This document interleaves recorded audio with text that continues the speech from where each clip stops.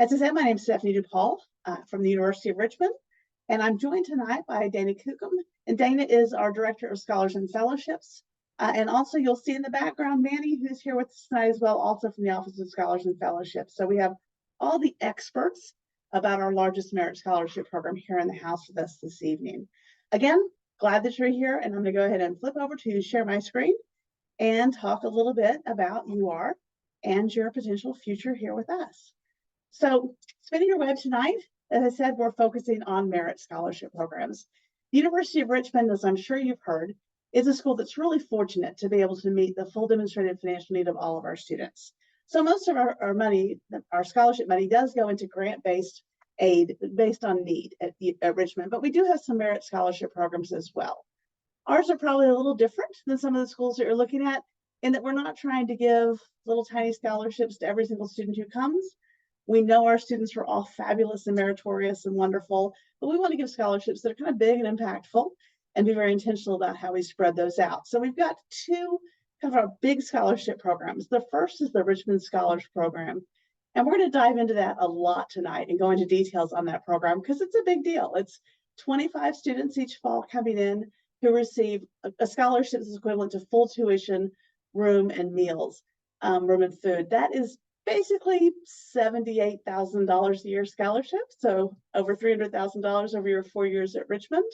And the selection process for that does have some extra steps. So that's why Dana and Manny here, so we can go into details on that process tonight. We also have the presidential scholarships. Those scholarships value at 1/3 tuition. So it's about $20,000 a year at our current tuition rates. The nice thing about using those percentages, by the way, which is something we really do here at Richmond, it means that if tuition goes up, so does your scholarship. We don't want you to start with a little scholarship that just gets smaller every year because prices are going up, right? That wouldn't be okay. So presidential scholarships are 1/3 tuition scholarships. Those scholarships go to about 75 of our incoming students. Our first year class is about 830 students, so you can get a sense of what the scale is for our merit scholarship programs. Those are our two primary scholarships. We also have some other ones I really want to talk about briefly before we start digging into details. One is the Oliver Hill Scholars Program. To be considered for an Oliver Hill Scholarship, you have to be either a presidential or a Richmond Scholar. The Oliver Hill program basically takes the presidential scholarship and rolls it up to make it a half tuition scholarship. Oliver Hill Scholars are named after Oliver Hill, who argued Brown versus the Board of Education in front of the Supreme Court, a local legend here in the city of Richmond. And that scholarship is really designed for students who want to make change, who want to make the world a better place, who care passionately about issues of social justice and access and equity, hence the connection to Mr. Hill. So that scholarship program, as with the others, Richmond Scholars and Presidential Scholars, you'll be automatically considered for if you apply to the University of Richmond. For those of you who are artists, musicians, dancers, visual artists, actors and actresses, we do have scholarships that are specific for the arts at the University of Richmond. If you are an artist and you're interested in one of those departmental scholarships, those are awarded based on your artistic talents. And so when you apply for admission, you'll have the opportunity to submit a portfolio with your application online. And those scholarships are reviewed by the arts departments themselves. They look at what you submit. Some of them do have some extra criteria. And so some of those will require you to take an extra step. I'm going to mix things up a little bit because I'm about to start coughing and ask that we pivot for a moment and have Dana talk about Richmond Scholars while I get a drink. And then we'll circle back to these others because I don't want to waste your time by coughing during the webinar. Dana, can you talk about Richmond Scholars a little bit? Sure can. Thanks, Stephanie. As Stephanie mentioned, there is no additional application process to be considered for Richmond Scholars or Presidential Scholars. For our Richmond Scholars class last year, here's a snapshot of the academic profile of the students that came in the class of 2027. I will note that for our merit scholarships, as for admission to the university this year, we are test optional. And so we do not require testing for students to be considered for merit scholarships. So this is just including the students who did submit a test score last year, but not all of our students had a score here. I should note here too that we do recalculate and cap the GPA at a 4.0. So we know that many students come from different backgrounds that have different scales, and we sort of rescale it here. So when you're seeing it out of a 4.0, that is the max that we're looking at. So certainly students that have a pretty high profile of achievement here.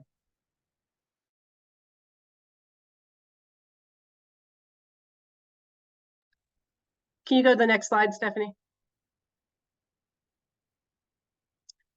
So the Richmond Scholars, what are we looking for? We know that all students that come to the University of Richmond are doing great things inside the classroom and are excelling inside the classroom. The Richmond Scholars is looking for students who are engaging with those academic and intellectual interests beyond the classroom as well. So we want students who are taking very rigorous academic curriculums and they're doing well in those classes, but we also want to see that they might be engaging with local politics or composing their own symphony outside with the help of a music director maybe, or doing research at a local university, depending on what area of discipline the student might be interested in. What that academic engagement beyond the classroom looks like is just going to look a little bit different. We're also looking for students who have showed a demonstrated commitment to the issues and topics that they're interested in. So students that aren't just saying, I'm interested in learning about the environment, but I've already done things to show that interest of where I've been putting my time and energy. So maybe I've started a green or sustainability club at my high school, or I've been working with a local, my city's sustainability office here, or been doing an internship with the EPA or water quality monitoring. Again, could look very different depending on what that might be. And the third thing that we're really looking for is we're looking for students who are interested in joining a community of scholars. So the sort of the two main hallmarks of the Richmond Scholars Program is one, this academic and intellectual drive and interest that students have, but number two, that we are building a community of students once they get here. So we are bringing a cohort of students in from different disciplines to come and support and engage and sort of raise up each other as they continue to work on these intellectual interests and sort of strive for excellence once they get to the university. So the way that we look for students who want to engage in a meaningful community here is we look at students who have been engaging in meaningful communities already in their school and in their communities of where they're coming from. Next slide, Stephanie. Again, so the 4 criteria we have, I've just talked through some of this, the academic achievement, really looking at that beyond the classroom.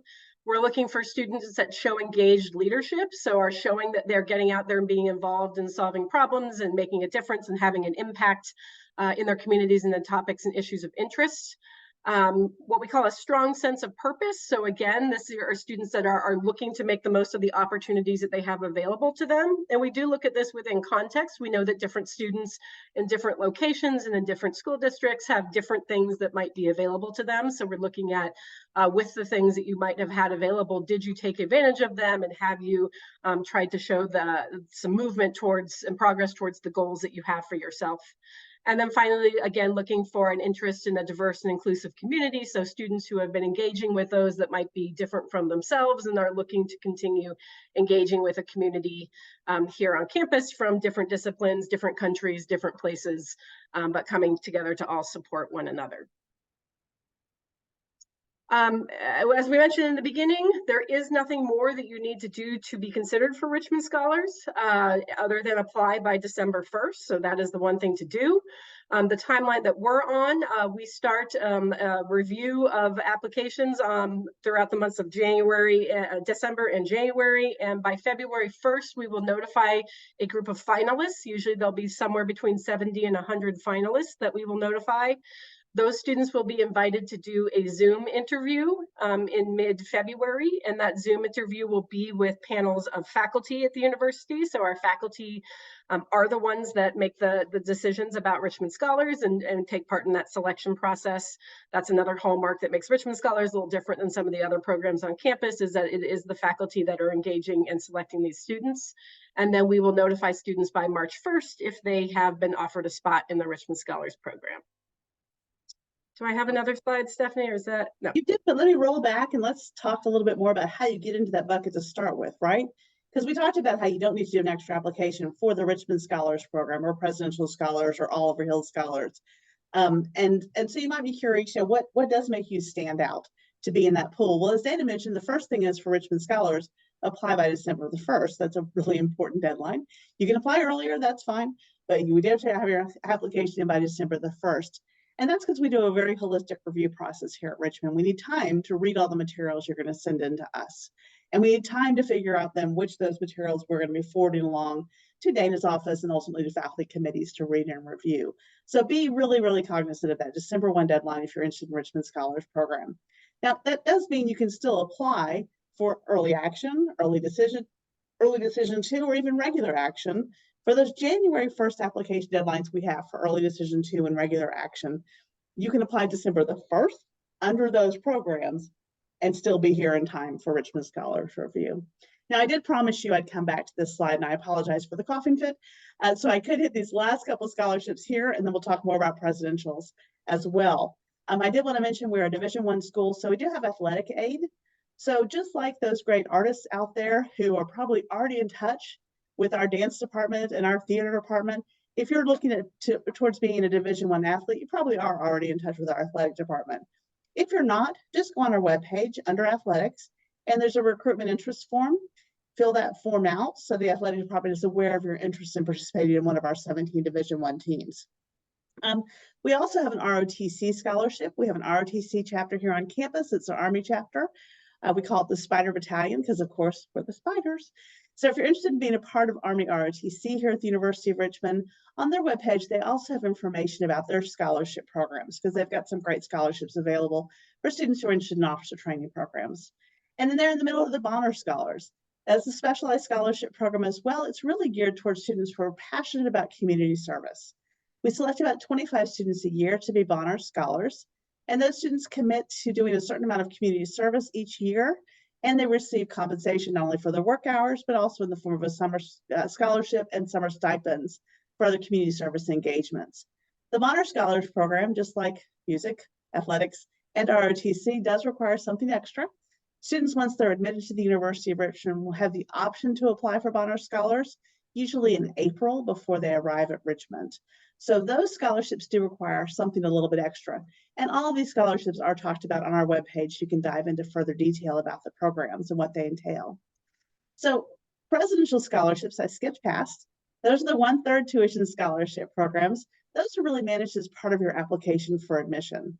So when the admission office is reading your application, they're looking for students who have academic credentials that are stellar. We're super fortunate because our students in general are fabulous academically, but the presidential scholars have that academic achievement and something more. So you can see here the mid 50% test scores and grades for students who were selected as presidential scholars this past year. That mid 50% range, it's not a yes or a no thing. It's just a way of showing you that on a 4.0 scale, so an A is a 4, that's the most you can get. The students who are presidential scholars tend to be students who've made 1 or 2 B's in high school, right? They're also taking really, really rigorous curricula, as are most of our applicants, with honors classes and AP classes where they're available. For those who choose to submit a test score, and we are test optional, as Dana mentioned, the test score, the mid 50% test score for those who are selected as presidential scholars, last year was 1460 to 1530, and the ACT was 3334. Again, test optional is your choice entirely. It's not a negative not to submit a test score. They're really, really strong students who are presidential scholars, but you have to be strong plus, because if you were to look at our total entering class, this profile is kind of similar to that. So these are students who have something beyond that. They've got demonstrated leadership. They've got academic research. They've got community engagement. They're making a difference in their school and community, either in the classroom or outside the classroom. There's something more there that shows us that they're going to do the same thing here at Richmond and be a really strong contributor in and outside the classroom. So the presidential scholars selection goes at the same time as admission review. So if you apply for admission during early decision, for example, the admission committee is going to be considering admission, but also be recommending scholarships at the same time for the presidential scholarship.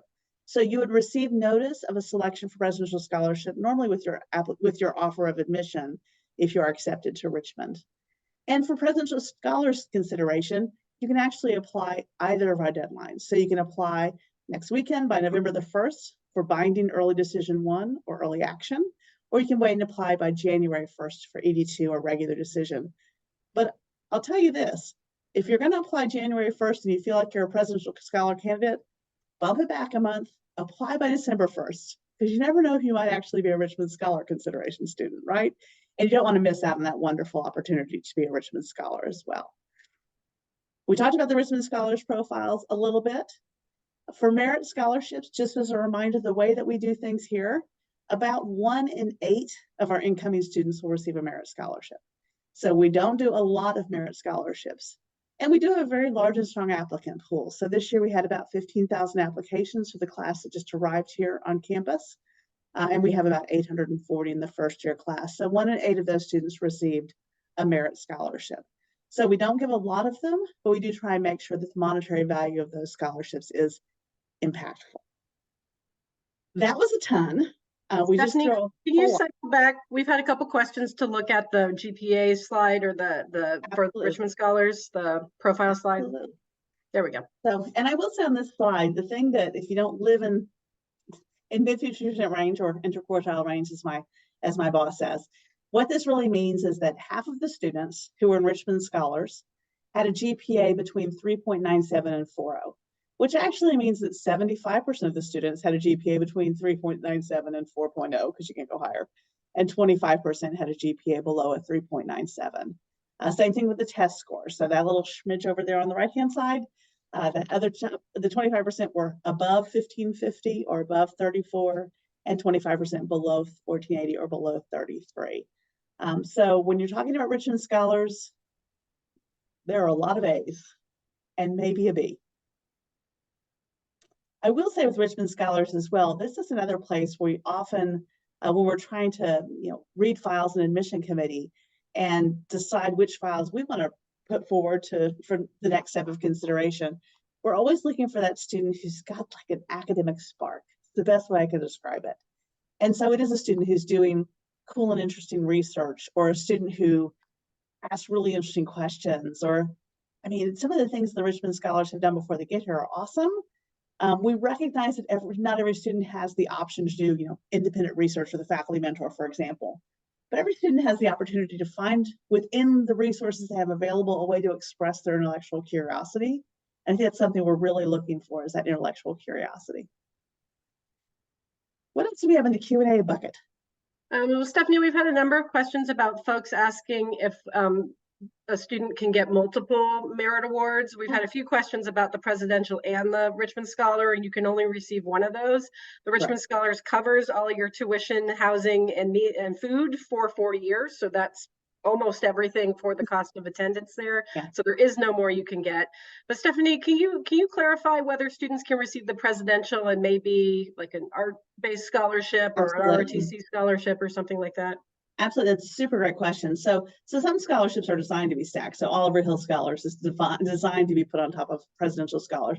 Richmond Scholars is kind of a standalone, yes, although not entirely. We have had Richmond Scholars who've received Bonner, for example.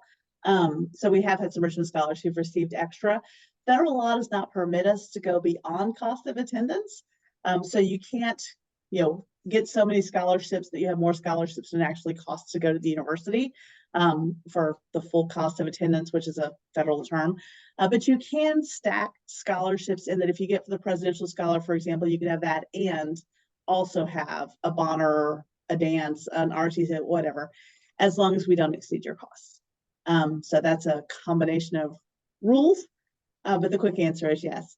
We do have to watch for outside scholarships as well, because that federal law also encompasses other money you might be getting from outside. So because you're a rock star, you might have already gotten a scholarship from your Rotary Foundation or from a local club, and that's great. But if that scholarship plus what you're getting from Richmond is more than our cost of attendance, the federal law requires we make something smaller so everything fits in there. So we manage that on our side. You just need to tell us all your wonderful awards, and we make sure that we're not breaking any laws with you. What else? I'm glancing over here. Let's see if I can find some. So someone asked how many Presidential Scholar offers we make to yield the 75. It does vary year by year, but I would say that in the past, because we recognize Presidential Scholars have lots of options, We do over award those scholarships. And so we, depending on the profile of the class, depending on what our models say, we may offer a couple hundred of those scholarships to yield the 75. But it varies from year to year, just depending on what our models predict is going to happen. There's a lot of modeling here. Stephanie, there's a question here about international students that I can answer. Someone's asking about if the statistics that we're showing include international students, and they do. Again, there's lots of different grading scales that we know are out there, and so we've sort of put these onto an equivalent of a 4.0 scale.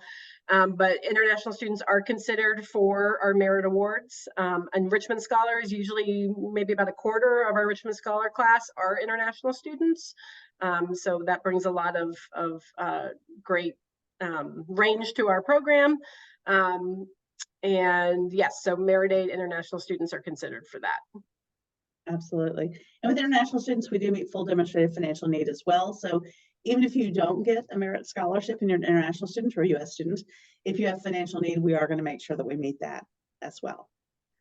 There was a question about who to contact for dance scholarships.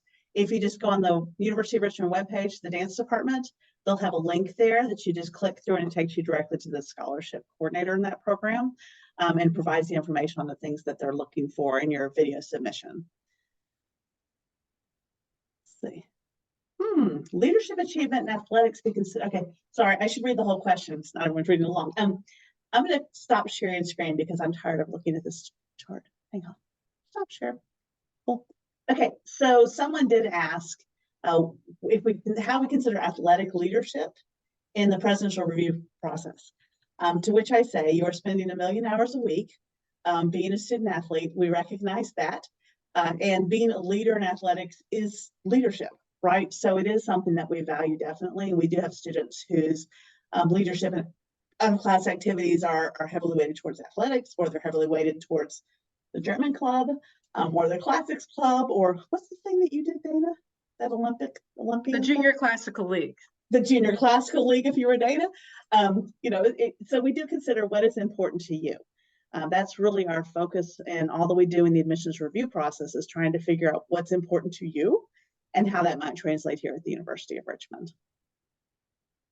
Let's see, but we don't consider like athletics if you were good at it. We don't care if you were good at it. You don't need to say this times or things like that. That's the athletic department. Stephanie, there's some questions here about if any of the scholarships are limited or unique to a particular major. And I don't think that if there are, there would be the ones in the arts, but I don't know that they are requiring a major or any of them, or is it just participation in those areas? So for presidentials, there's no major requirement. And for first-year students, the closest thing we give to scholarships that have a major requirement are in the arts. So if you are going to be doing a dance scholarship, a music scholarship, a theater scholarship, they are going to want you to major in the arts. And we also have scholarships for continuing students that are based on how you do once you're here. Those are much more tied to specific majors and disciplines. I will say though, I'm just going to be really honest with you guys, never make your decision on a college based on maybe getting a scholarship in the future, right? Assume that the day you walk in is your scholarship and make your decision based on that. I'm going to just say that because you don't know. You might go to college thinking, oh, I'm going to declare a major in classics, and they've got this great scholarship in classics that's available to sophomores. And you might take your first Latin class and decide that classics is like the last thing in the entire world you want to study. Or the opposite might occur. So don't plan on it that way. There are scholarships available by major for continuing students, but you shouldn't be making a decision based on that. Let's see. What else? We're having a lot of questions about sort of financial aid or need-based aid versus merit aid. So any student that applies, in the case of Richmond Scholars, by December 1st, but for everything else by January 1st, I believe, will be considered for these merit aid scholarships. And that's based off of merit alone. Then students who complete the full financial documentation that's required will also be considered for need-based aid. So those two are looked at separately. So you would not have to fill out the FAFSA or the CSS profile or any of those documents in order to be considered for the merit scholarships we're talking about today, but you would in order to be considered for need-based aid. And correct me if I'm wrong with Stephanie, certainly we have a number of students that are receiving both on campus, maybe getting need-based aid and a presidential scholarship that come together to help fund their education here. Absolutely. And the application process for financial aid is using both the FAFSA, whenever it happens to come out, which we're all waiting for with bated breath, and the CSS profile. The CSS profile has two different versions. Most first year students do the full CSS profile, but if you're only applying to schools that will take the shorter one, what we call the profile light, we are a profile light school, but we do need to have both of those forms. The CSS profile is live and available now. And so if you're applying to a school that uses profile, I would strongly recommend that you go ahead and complete the profile. We're in fact asking our applicants to complete it with their application window so that we can award financial aid at the point that you're admitted based on your profile data. So we use both CSS profile and FAFSA in our financial aid. Someone did ask if that is interested in a non-arts major, but also loves the arts, and ask if I recommend they submit a portfolio. Heck yes, absolutely. Because we want to give it to the arts department. We want them to talk to you about the cool classes that they have to offer. We want them to know about your interests so that they can know about your talents and help you see how they might work for you here at Richmond. So definitely send it on in. If you've got time, you've got it pulled together, go for it. Stephanie, I wanted to answer a live question here. Somebody was asking about whether or not there were any additional materials or documents needed to be considered for these merit scholarships. And to clarify, for the presidential and the Richmond Scholars, there is nothing else you need to do. There's no more materials. But for some of the other scholarships that Stephanie talked about, the ROTC, the athletics, the dance theater, major scholarships, the Bonner Scholars Program, for some of those, there may be additional processes that come through as well. Yeah. And Dana, one of the questions in here did ask if only first year students are considered for Richmond Scholars and Presidentials, and that is correct. First year scholars only, students only for Presidential Scholars and Richmond Scholars. So yes. Oh, and this question makes me think of you. One of the other questions was, can you submit websites for supplemental documents if it might help your application? I will say that Dana is great about looking at websites with those Richmond Scholar applications. The admission office, we will absolutely try to. If you submit a web page, we do try to follow the link through and see it. So we want to see that and are eager to see that. I think that we have technical problems more often than Dana does because she's good at this. Stephanie, can you answer this question here? Are presidential scholarships awarded at the time of decision, even for early decision? They are, and that's something that's different about Richmond as well. Even though when you apply early decision, you're telling us you're going to come if we admit you no matter what. We're not going to not award presidential scholars in early decision. Absolutely. You'll still be in the consideration for presidential scholars. You'll be in consideration for Richmond scholars as well, as long as you apply by December the 1st. And we do give scholarship awards in those cycles, merit scholarships as well. So we're not going to disadvantage you in scholarships because you want to be here enough to apply early decision. I will note that for presidential scholarships, you might know by the early decision deadline. You wouldn't know if you were being considered for Richmond Scholars by then because our timeline goes a little bit later. So you might find out that you've been admitted ED, and then you find out maybe a month later that you've been invited to interview for Richmond Scholars. So there might be a lag on that. Absolutely. Thanks for clarifying that, Dana. Wow, we talked fast. Oh, there comes another. So someone asked, when there's so many websites, do I send the link to the school email or any place you can upload it in the Spider portal? So actually, most people just type it on their application for admission. So they'll put a link in the application for admission, either in their activity section, or they'll put it in their additional information section, but they do usually put it on their Common App. Is that what you normally see as well, Dana? Yeah, so just type it in, spell it correctly. If you forget to include it, we do have the portal that you can, send a note, or you can just send an email to your admissions counselor here at Richmond, and they'll make sure it gets attached to your application for admission. We have a question here if there's any difference in EA and RD round, and I think the question is asking if there's a difference in consideration for this merit aid if you apply an EA or RD.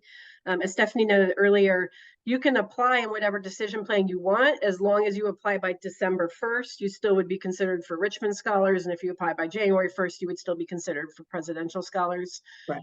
So the round that you're in doesn't matter, but the date that you submit it by might matter depending on which award program you might be considered for. Absolutely. And I say the next question is about our English proficiency requirements for international students. So international students are required to demonstrate English proficiency. There are a lot of different ways you can do that. Obviously, there's taking the TOEFL, which is kind of the standard way. But if you're going to a school where English is the primary language of instruction, or you've taken IB English, there are different levels and tests you can take in those classes, then we will use that to document your English language proficiency or SAT verbal score or ACT score. So if you go to our webpage and look on the international page, there's actually a list of all the different ways you can demonstrate language proficiency if you're an international student. Okay, I'm taking a breath. I will say that I'm biased, obviously, but I do really love the fact that at Richmond, again, we're trying to make sure that we're not surprising you about costs, and that's, we're doing the percentage-based financial aid. We're giving scholarships that are significant, that are making a difference. We're trying really hard to make sure that the merit money that you get up front has the same value all the way through in all 4 years. I also wanted to point out that regardless if you get a specific merit scholarship, every student at the University of Richmond is guaranteed up to $5,000 to fund a summer of research or an unpaid or underpaid internship during a summer. So just call that a $5,000 scholarship if you like. It's available to any student who has a project that they're working on. It just gives you the chance, to spend the summer doing your research and progressing academically or professionally without having to worry about needing to make money over the course of a summer. We also give additional scholarship money for students who are studying abroad because we don't want to make sure that opportunity is available to all students. So we do everything we can to make sure that all the things that make Richmond special are things that are available to you. We do have a question about national merit finalists. There's not additional scholarship consideration for national merit students and national merit finalists. So that's part, obviously, of your overall application for admission and the quality of your application. So make sure you list it, but there's not additional qualifications for scholarships for that. And then there's a question on is the International Baccalaureate HL diploma test count as English proficiency? And I have to confess that I'd have to go to the webpage and look it up myself. So I would recommend you go to that webpage and look it up because I do not want to lie to you. Or if I get a sec here, I'll look it up too on the side. So a question about, when we talk about scholarships you can get in sophomore, junior, and senior year. So there are scholarships available, endowments through our very generous alum who've come before you to fund scholarship awards. And some of those awards are tied to specific majors and are awarded by the departments in sophomore, junior, and senior year. Selection for those scholarships is totally department-based. So, the math department has an endowed scholarship. The faculty get together and make the decision about who that scholarship will go to, and then they just notify the financial aid. And the financial aid office does the work they need to do behind the scenes to get that posted. So most of those scholarships, almost all of them, in fact, are departmentally driven and based on your performance in classes. We also have some university-wide awards that go at senior year as well. So those things do exist. They're not going to be on the scale of the Richmond Scholarship. They're being a Richmond Scholar is the thing, or a Presidential Scholarship. They're going to be smaller scholarship awards, but those are managed by the individual departments here at Richmond. Our scholarships are 4-year scholarships. So the Presidential Scholarship, the Richmond Scholar, those do automatically renew, provided you maintain academic standards, academic progress, and do the things that you have to do to be a good student in good standing here. So those are 4-year awards. We try to avoid 1-year awards. Stephanie, we have a couple questions about CSS profile fee waivers. Yes. So I don't have a code for it. I'm very sorry. Tell you what, how about if, wait, we don't submit. So if you want to shoot me your emails, is there a way to do that? I'll do a send privately. Or actually I can go back and look at who registered for this because we have your emails in there. I'll go back and look at and get the admissions staff to look at who's registered for this and follow up with a fee waiver so that you guys can get the fee waiver. We do fee waivers for students who visit classes, campus as well, so I'm happy to do that. So I'm making myself a note, and they can pull the registrant list from this, and we'll get that to you guys. Let's see. There are not, so one of the questions did ask if there are any full tuition scholarships you can get second or third year, and there are not. So the full tuition scholarship that's merit-based, is the Richmond Scholars Program for entering first-year students. Again, we have many students who have full tuition grant funds from the university based on financial need, but for the merit scholarship, it's only for entering students coming in. Let's see. Another question asked if there are resources or counseling services we offer for students during the financial aid application process. So we do have a fabulous financial aid staff of 14 great professionals, and they are available to talk to students and families who have questions about completing the financial aid application and how the process works, about different funding opportunities for financing education.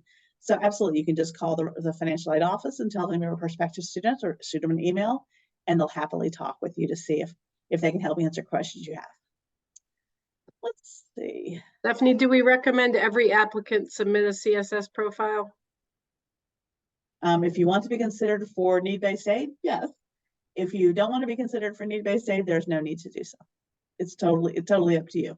We don't require it. There are some schools, it's a great question though. There are some schools that require you to do a CSS profile, even if you know you're not going to qualify for need-based aid. It's just a requirement for them, for their funds, for any consideration of anything. But for us, if you're not trying to be considered for need-based aid, you don't need to do the CSS profile. Stephanie, do you know how students can access their Spider portal? So once you apply for admission, you will have gotten an email that directs you to the link to follow to set up and access your Spider portal. If that email has gotten eaten by the email machine, as mine often do, just shoot a note to your admissions counselor here at the University of Richmond, and they can go in and resend the email to you so that you can link into the Spider portal again. Let's see. Oh, someone said, so when you register, so someone asked if I'll be able to get the CSS profile, I'm sorry, the profile waiver to you if you messaged in this chat thing anonymously. So I should be able to actually get it to you for your registration from this webinar, because you gave your email addresses when you registered for the webinar. So that should be okay. Welcome. Let's see. Oh, Hey, Dana, that's a great question. What advice do you have for international students who live in countries where there are limited opportunities for social or community-based organizations?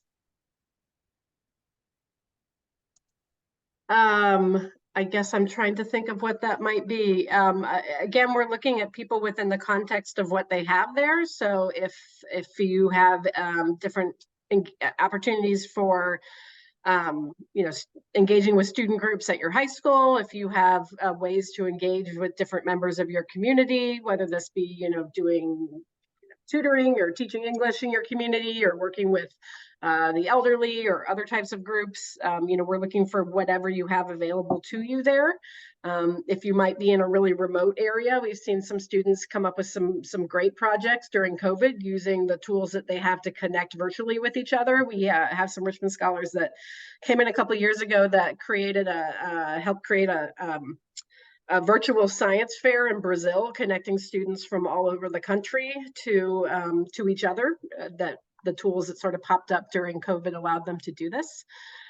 So we've had, again, we're looking at the context of what you have available to you, and what you've done with that, or how you've been able to be creative in the engagement that you have. If you happen to be maybe at a school that's very remote and there's not a lot of opportunities outside of your school, then we would be looking to see what you're doing within the school itself and within the other students there to try and build community and have an impact with your peers at the institution. And Dana, someone just asked about your favorite tradition from the Richmond Scholars. I know you just got back from New York with the Senior Scholars. I don't know if that's your favorite, but what's your favorite Richmond Scholars tradition? Oh, I don't know. So our seniors each year, we take on a domestic trip somewhere. So the last 2 years, the seniors have asked to go to New York City. The year before that, or 3 years ago, they asked to go to Chicago. And so we go there, we go to some museums, we take them to a musical, we do some different sightseeing and sort of cultural experiences there. I think one of the things I like to see the most with the Richmond Scholars is seeing our domestic students interacting with those international students and teaching them about some of the different traditions here. So for instance, every year we have a Friendsgiving, which is sort of a Thanksgiving meal the weekend before Thanksgiving. And a lot of times this is the first time our international friends might have had pumpkin pie or had stuffing or things of that nature. We're about to take a group of students, we're taking about 25 students to a pumpkin patch. Manny will be taking them next weekend. And so, you know, picking pumpkins and roasting s'mores, that's something a lot of our international students haven't done. And to watch our students interacting and teaching each other, you know, the right way to make a s'more, which there is no right way here. Everyone's got their own right way. So I think that's a lot of the interactions I love to see. And we have a scholars lounge. So we have an area outside our offices that's available to our Richmond Scholars. They have swipe card access to that whenever the main Commons building is open. And just hearing the conversations that these students are having with each other about, you know, everything under the sun, about you know, the media representation of different political issues going on out there, or, you know, talking about physics and how we can take things from physics and apply it to dance or whatever it might be. I really just love overhearing the conversations that they have there. Mm-hmm. Yeah, the Scholars Lounge is really fun, frankly. Although there's a very competitive game of Jenga that's been going on for months now, and I'm afraid to walk in for fear I'm going to knock that thing over. A question came in, a serious question, about if everything's been turned in for the application, or almost everything, on November the 1st, and you get your Spider portal, and it's later, and can you still send documents in, and will they be seen in time? So November 1st is our application deadline, or December 1st for Richmond Scholars consideration, or January 1st for a regular. It does take us a bit to get through everyone's applications and to get all the files prepped and move through the process. So usually our actual hard deadline for documents comes roughly 10 days after the application deadline. So if it takes a little bit after November 1st to get the remaining documents in and you submit them via the Spider portal, we'll still get them connected to your application in time for our first admission committee meeting. So we do the best we can. We want to see the best you, and we want to have all the documents that you're going to send us in hand. So we're not trying to like start racing down the road on November the 1st and people whose applications aren't quite complete, we just leave behind. That's not the way we operate here. So if it comes a couple of days later, that's still going to be totally fine. Stephanie, I'm going to answer a question here about international students and what Richmond does to help international students adapt to the new environment here and create bonds with the community. So certainly we realize that a lot of our international students are adjusting to college like everybody else is, but also adjusting to an entirely new culture and country in ways that many of our domestic students might not be. So we have orientation programs for all of our students that come, but we have international student orientation that starts before domestic student orientation. So our international students come earlier, and a lot of that orientation is sort of orientation to U.S. culture, you know, how to navigate the bus system here in town. You're paired with international orientation advisors that are current international students from Richmond that can talk about their experiences. They do everything from, they have a session with the football team, explaining American football to our international students, all the way down to just taking students into Carytown and sort of showing them the city of Richmond a little bit more.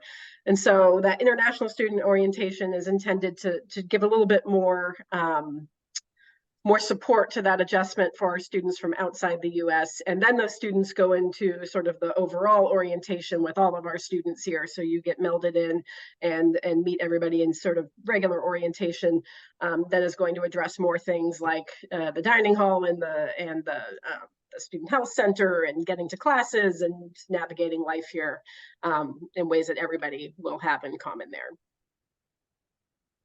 That's great. So Dana, one of the questions that just came in, I'll take, is, does Richmond, do we track demonstrated interest?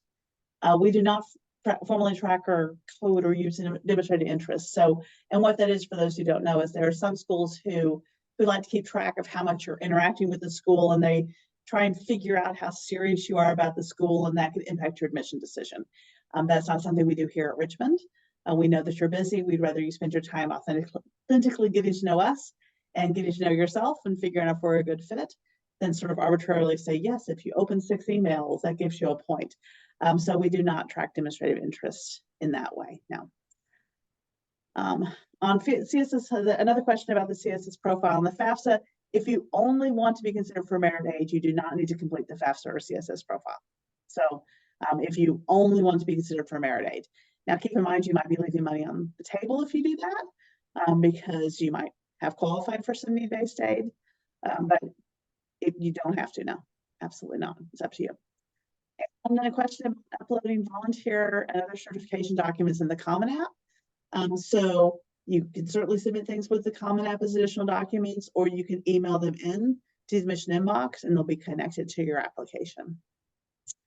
And another question about financial aid and whether it covers housing. So our need-based financial aid covers the full cost of up to the full cost of attendance, depending on how much financial need you have. So yes, we do have students here who are receiving financial aid that covers tuition, food, housing, books, travel, incidental expenses, the whole nine yards. So yes, we do consider housing as part of financial aid. And for the Richmond Scholars Program, certainly housing is included in the Richmond Scholars Program. Let's see. Okay, we are getting close to time, my friends. And I don't want to keep you up all night because you have applications to complete and homework to do. So I'm going to cut us off here, but thank you again very, very much for your time tonight. A few of you who asked for contact information, I just jotted down. I'm S. DuPaul. It's really easy to remember. Look, it's right there, S. DuPaul at Richmond. If you think of questions, come to me, or better yet, go directly to your admissions counselor here at Richmond. They know your high schools, they know your neighborhoods, they want to get to know you. And if we can help you in any way during this process, we really, really are truly happy to do so. I want to thank Dana and hi, Manny, for being here with us tonight, and hope that we'll see you guys on campus sometime in the very near future. Have a good evening.